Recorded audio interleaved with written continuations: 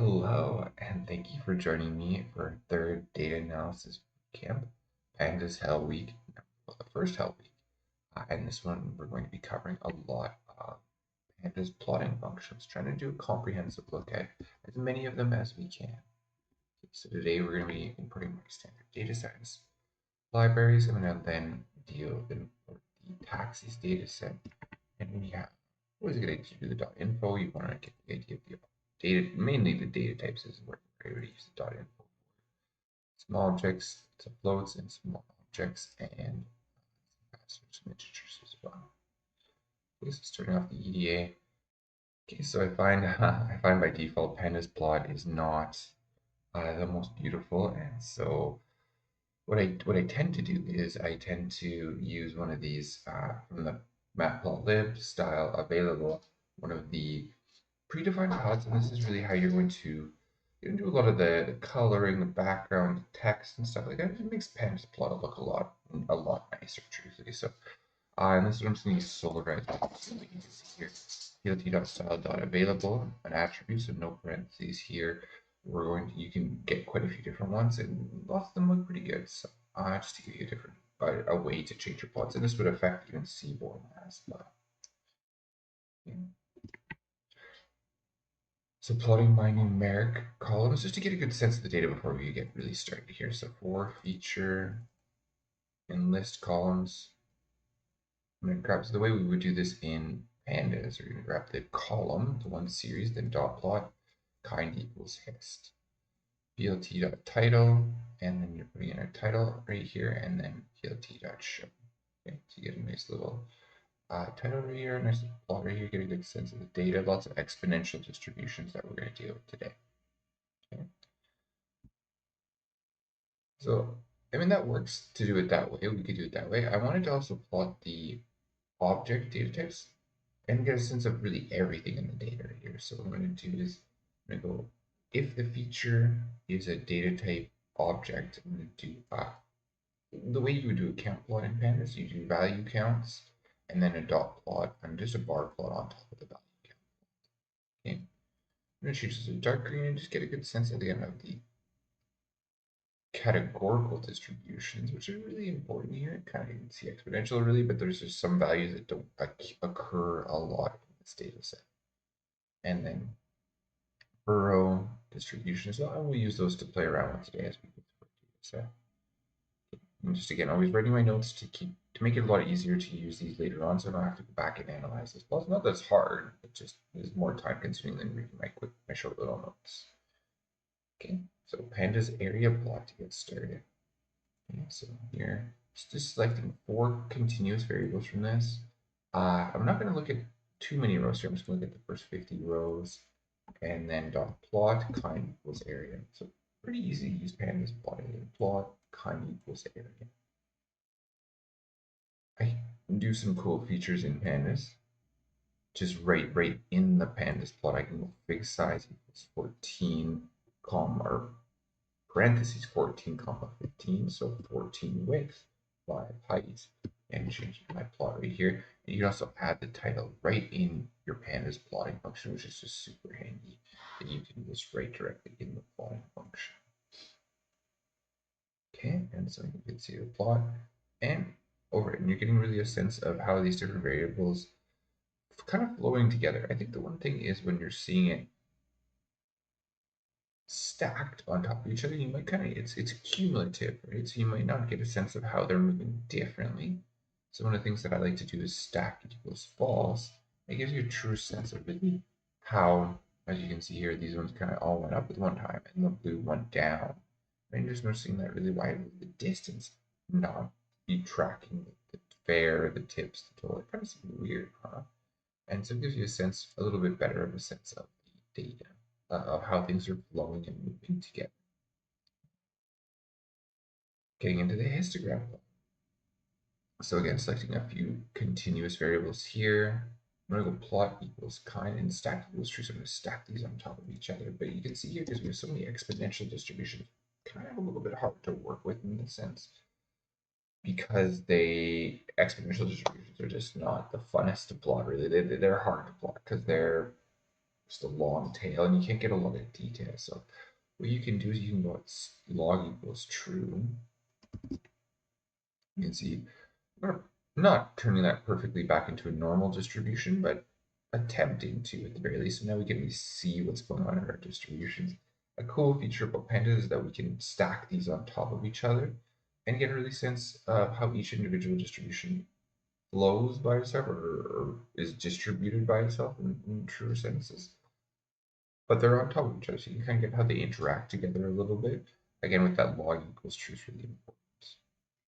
Okay. And here, looking at just a few more variables, you can see how they're kind of at different scales, though. So it makes it comparing the total, the other ones might not make as much sense. So I got rid of the total there, or sorry, not the total. I got rid of the distance because it's just a bit. I apologize. Distance is a really kind of a much smaller scale than everything else.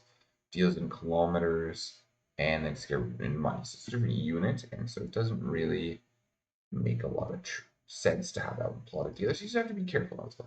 You have to be kind of careful what you're doing. So here now we have variables that are of the same scale, the same unit of measurement, so they're easier to compare all together. And then we have here, we can control the bins argument, which allows you to see how much it looks like there's a lot of data in this tail right here, but really if you see that you can turn up the bins, not so much. Maybe if you had a lot more data, you could see that, but again, not really so much. Another thing that we can do here is we can turn off the stack equals false to turn off the stacking. I don't know if it made sense in this specific case, but just again, so you know about it. When you do that, it's good to turn down the alpha so you can see the detail of the other plots behind, so you can actually see these ones behind it. Maybe even go into like 0.6 or something, maybe a little bit useful in this plot and really get a sense of where the plots are behind it, right? Get a detail of each of these category, each of these variables and their distributions. Okay. The scatter plot. Not a lot that we can do with this, but you're going to go kind equals scatter and then x equals fair, y equals 10. So just two continuous variables. And you can get that interesting, we see here, as we saw in the presentation, there's this interesting kind of truncating going on between fair. I don't know, it's kind of interesting and would be worthwhile to explore that, even regardless of the amount of tip, fair seems to be kind of truncated. So maybe there's like, it probably has something to do with the taxes that they're limited, they can only charge you so much, even regardless of how much they drive you, which seems, I don't know if that's a good idea. Okay. So what we can do is we can play around with changing the color of these by one of our continuous or one of our category variables. The way that we would do this in Pandas, we're going to go can logically select the logical indexing, the credit card. When payment is equal to credit card, I'm going to select those rows and I'm going to just do a plot on that. Scatter, distance, tip. I'm going to set my color load to blue here and important, I'm going to set my label to credit card. Notice here that I'm saving this to AX and then as a variable, and then column the next time we use is AX equals AX. To say, okay, make another plot, but put it on top of the plot that was already made. Okay, so payment equals cash, so I'm going to logically select use logical indexing to select those where it's cash, and then plot, scatter, distance, tip, and then the label green or the color green, and then give it a different label here. That way when the legend comes up, it knows which one was which. And you can see it's very interesting that the people that didn't tip were the ones that paid in cash. I don't think they're getting paid in cash as a taxi driver for sure. So we can see here, next ones, we can change the size by another variable. It looks a little bit like a convoluted calculation here. What I'm doing is I'm taking the tip divided by the maximum of the tip times 150. I find this really scales around 100 is what you're trying to make the S argument with the size of the variable to try and change this. You can kind of run into there's lots of data, so you're not getting a lot of detail. You can see sometimes the tip is really high when the distance is really low. Sometimes, over these variables, the tip was quite a bit larger here, but you're not able to really get a true sense of what's going on in this. It's just so much going on and stuff. So kind of one of the downsides of the scatter. Getting into the pie plot. I wrote here to kind of be impartial. I like the pie plot, but lots of data scientists don't. So I wrote some positives and some negatives for you to kind of read through on your own. think you have to be careful. And I think one of the biggest things that we talk about is the note function is really important to make this work. So what we're going to do is we select this right here. What we'll be doing is selecting just the mean by the pickup borough. Okay, so Bronx, Brooklyn, and Queens. And then what we're going to say is just select the fair column and then I'm going to plot just on one column, so one dimension of data, and then apply. Apply, adding some percentage signs right here, so you can see the numbers and how you're going to format those. So auto percentage, and then a note this right here. So it just makes a lot of sense to actually see this.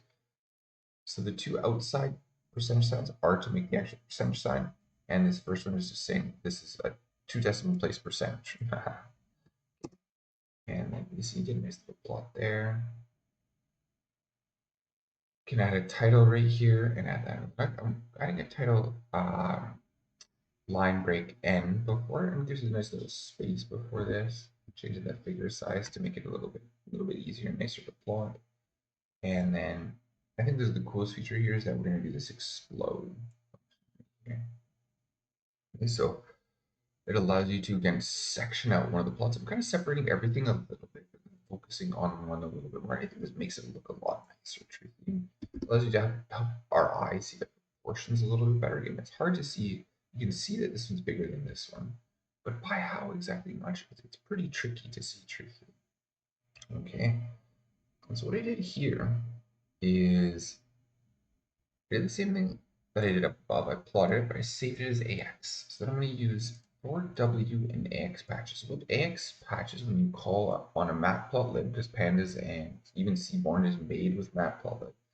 So you can use matplotlib to create the figure, you can set the label with it, and we can extract then all the objects inside of our plot with this AX.patches, and then iterate through them. Set the line width to 2.5, set the edge color to black. Makes it look a lot nicer, truthfully. We do this, and just really kind of makes the pie plot look a little bit more useful. Getting into the box plot. So box plot's pretty handy for outlier inspection. The cool thing here is a little bit of different syntax right here. So there's df.boxplot. I'm going to select the column that I want to do and then group by a certain borough, drop off borough in the situation. And you can see that really there's almost no variation in one of the boroughs right here, which is kind of interesting why there's no variation really for this one. Let's just have a set coming from Staten Island, I guess. You just have a set theme maybe or something. So it's kind of giving us some insights about the data really going through here. Looking at two variables now. You can do both of those by the drop-off borough, and you can see an individual plot for each one of those, which is again kind of nice. Some cool things that we can do is play around with lots of the colors, and just to show the amount that you can do with pandas, and for you to play around with. So you can go dictionary. Those boxes green, whiskers purple, mediums blue, caps gray. This is just to show what this looks like. This is just a dictionary, right? Just a normal pandas dictionary or Python dictionary. And we just give this to color. So just giving it one color, but now I'm giving it specific colors for each one of the kind of parts of the box. You get kind of different colors here. Make it a little bit more unique, I think, as well. Okay.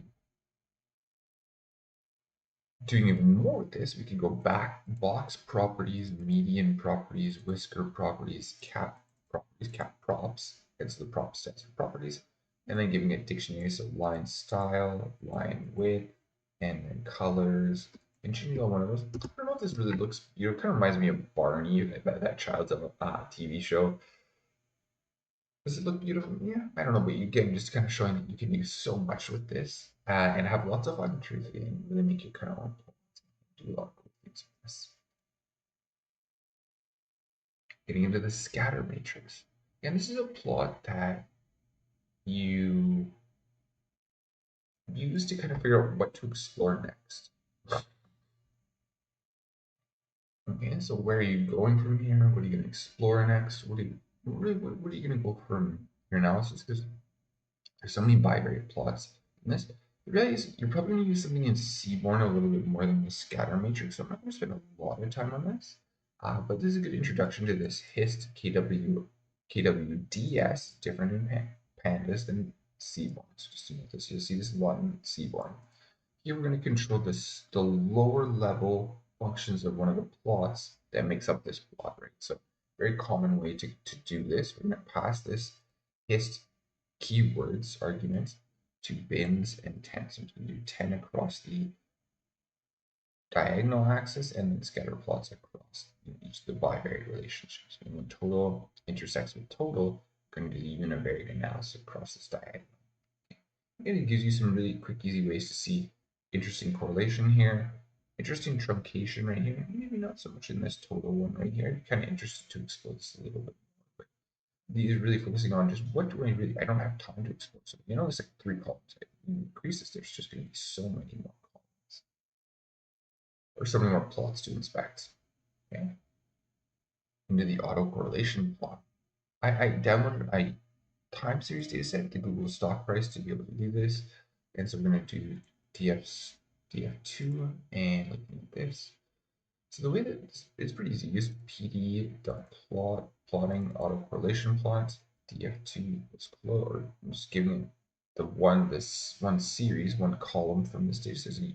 Kind of univariate in lots of sense. There are a lot of things that you can really do with this, but it still gives you a really good sense of when that correlation with yourself. So when today is related to itself, so looking at 500 days in the past, and then you start to see zero correlation as you get to 1500 days in the past. It's interesting that it's so zero and it starts to go negative after that. There's probably some way that you can use this in your stock market predictions or the time series data, but this is valuable to understand when that relationship with today starts to dissipate, starts to become weaker over time. Okay. So I put a link to another article to explain this, but I tried to include as much as I could about this article, about what Adams purpose is. Kind of confusing how this works. Truthfully, it uses kind of feels like it was made. It's a very old style plot, so it was made. Lots of times you see in data science more linear algebra type of math. This is using sine, cosine, which is kind of common. So you see it sometimes, but I'd say it's more a little bit old school almost in lots of senses. So this is doing a way of reducing this down, many features down to a lower dimensional space. And so here what I'm doing is I'm just going to bin a variable before I get started, just so I can bin the total right here. So bin the total to create total bins. So I have some categories to plot as I go through this. So I'm going to use the total bin. So you're going to select the columns and select the total bin, which I'm going to then color by total bin. I'm just changing the color map just to add a little bit of a texture to this one. It looked a little bit better to be able to see the different colors. I don't know if I love these different colors, but you really can see the difference between them. Okay. So what this is saying is, again, this is saying how much variation, you can read the stuff above, but this is saying how much variation is in any given category. So you can see here in the low and the medium categories, they're very tightly packed together, more closely packed together. The high, the pink color here is starting to show some variation, but really in the white, you see so much variation. So this is saying of all of the points, not just like one dimension or 2 dimensions, but of all the points in that row that we gave to our column, so in distance, fare, tip, tolls, total, for very high totals when we bin it seems to be there's a lot of variation in these rows. They're not as similar to each other as possible. They're actually quite different. Okay? Kind of interesting. A plot that we would then supplement this with is to say, well, what's causing that difference? And we could use parallel coordinates to start to understand that. So do the same thing here, giving it the same columns, change the color by the total bin again, change the color map as well. And what we're getting here is this is a similar idea, but this is now going to show you how much variation is in each category, but by specific column. So we know there's a lot of variation in the total, or the very high category for total. But here what we're seeing is the features that are causing it is fare, not so much tip and totals, those are very similar, and then total again, lots of variation. So it kind of allows you to just inspect your clusters. Very detailed, very specialized plot, but gives you a lot of very high level ability to do that, which is kind of interesting and can be useful in specific situations. So here we're going to do look at just I want to show some plotting formatting functions, some different things that we can do with the pandas plotting. So here we can just change the line style to k dash dash to get a little checkered line or dashed line here. You can do add a legend. Make sure if you want to add legend, you just say true inside the plot, and you add the legend right inside the plot. And we can do some formatting here. And we change the style just to have fun. Change the style to one of the seaborn style plots. And we're going to do here, this is the secondary axis. So what we'll do is I'm going to assign this to one. I'm going to assign this to an x variable and make one plot. And then in the next time I call this, make sure that I call x equals x and secondary true, secondary y equals true. So we'll do the second plot on a different scale on a different axis. And then setting y label left is to the distance, y label right axis, set label there. And it's a plot there. Layout and subplots, so we can use subplots here equals true. We're going to plot both of those in two different plots instead of right on top of each other. You can control the layouts, so subplots equals true, layout 1 and 2. So it's going to do one row, two columns, or we can do two columns and one row, which is what we saw by default. A cool feature in the pandas plot here is changing the color, so I was having fun with that today. I'm going to go df.plot, subplots equals true, so I'm going to plot all of the histograms that are possible, the continuous variables that are possible. You see all the exponentials right here. But we can, as we saw up above, we can also call the, or sorry, we can change the layouts, 3 by 2 or 2 by 3. We can, as you can see, these are all exponential, so it's kind of handy to be able to treat the log equals true and start to plot this in a truer sense, or not a true sense, in a way that we can actually inspect this, because these exponential distributions are really not able to see very much, and so this log equals true is pretty handy. I don't know if I love this, but you could, just to show that it's possible, is that you can add a table to the bottom. This would be if you had a very small amount of data. You can go table equals true, and it's a good idea to turn off the axis, the x-axis set visible. Okay, so you're not seeing this bottom one right here, and you're putting a table on top of it. Okay? Very specialized when you want it, but again, Pandas is so handy and so much of features that you can do. You can do a lot of the formatting of the numeric variables in your data frame as well. Okay, so here what I'm going to do is I'm going to do precision equals 1, so one decimal place. Thousands equals, or thousands commas, so we're going to separate. There's a thousand somewhere in this data set. If you can see it, it's going to go 1, comma 0, 0, 0. You can do a space if you want it as well. I wanted to then specifically format one column total. I wanted to show two decimal places. So I'm going to select formatter, and then I'm going to pass this total is equal to 2 decimal place floating point number. So you can see, you can kind of tailor this to each column as well, which is pretty handy. Precision equals 1. We'll just be doing the whole data frame completely. And then you can highlight, you're doing highlight null color yellow, so you can just do this right. And it allows you, very easy to find if you have a big data frame, you can start inspecting the rest of the row and start to really understand what happens in Murray Hill. Does it always happen in Murray Hill? Get a good sense of this, when this is happening, why it's happening, give you a good sense of really what's going on and why did it happen. And also highlight the min, and be sure to do axis here. So it's going to go vertically across the axis, and one would go horizontally. And if you do horizontally max and min, you're going to have lots of pink right here, but of the whole data frame, you can see now, those are, you're going to highlight the columns that are less tip 0, fair, minimum, 5, and then total, the lowest one as well. Okay.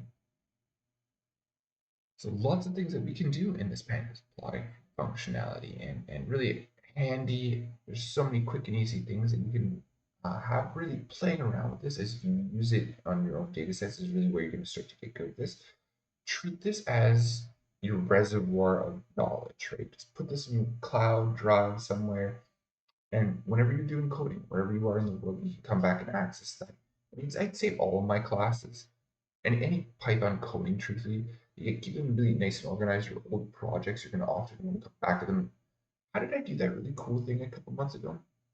Well, I could think through it, but it'd be nicer if you had a little helping hand. Still want to type it out though. So you want to get to the point where your fingers are going to help you remember this coding so that really even ChatGPT is another good thing. It's really handy. You really want to make sure you're typing out the coding because you'll never remember it if you're just copying and pasting. You really want to be typing these things out so that you eventually remember it. Use your fingers to remember this much quicker and easier. So one time, like learning a language, the reason that we have to say a language to learn it is really an important step. It's because we use the muscles in our mouth to help us remember it. Same thing with Python. We can use our fingers, or any coding language, you can use our fingers to help our stupid human brain remember these things a lot faster. And so that's really the kind of secret to learning coding is typing things out. Lots of practice, but really getting that, ingrained in your fingers within your muscles. Okay? So thank you so much for joining me, and I'll see you for the fourth Data Analysis Bootcamp.